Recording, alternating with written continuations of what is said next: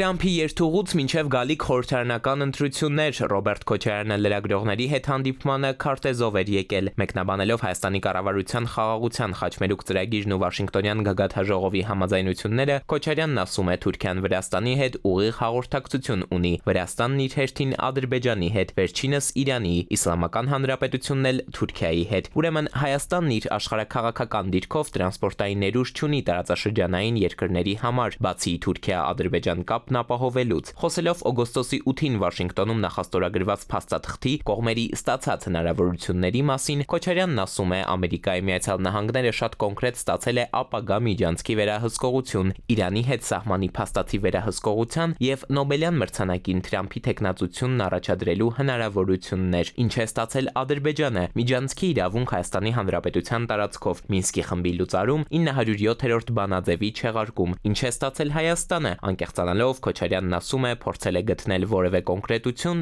զերո, միայն պրոբլեմներ, որոնց մասին խոստանում է ավելի ուշ ասել։ Իսկ խաղաղության մասին Ռոբերտ Քոչարյանը պնդում է, այն պետք է չլինի քաղաքացիական պայմանագրի մենաշնորհը, այլ հակառակը ընդդիմության, որովհետև իր նախագահ լինելու 10 տարիներին Հայաստանը եղել է ամենից խաղաղը։ Ինչ վերաբերում է ներքաղաքական հարցերին, ապա իշխանության հրաժարականին հասնելու հարցում ընդդիմության միավորումը իրատեսական չի համարում երկրորդ նախագահը, համագործակցությունը պնդում է պետք է բոլոր փուլերում լինի, նախընտրականից մինչև նոր խորհրդարան, իսկ ընդդիմության մեկ այլ թեկնածուի իր թիմը պատրաստ է աջակցել, ոչ թե պատրաստ եմ, այլ ուրախ կլինեմ, պատասխանում է ու ձևակերպում, կա շատ հստակ հասկանալի բանաձև, այն ուժը, որը հավաքում է առավելագույն ձայները, առաջադրում է վարչապետի թեկնածու։ Լրագրողները փորձում են հստակեցնել, ինքը մասնակցելու է ընտրություններին։ Քոչարյանն այն համոզմունքն ունի, որ իշխանության վերընտրվելու շանսը 0 է, իսկ ինքը թիմում այն թեկնածուն, ում պարագայում ավելի շատ ձայներ կստանան։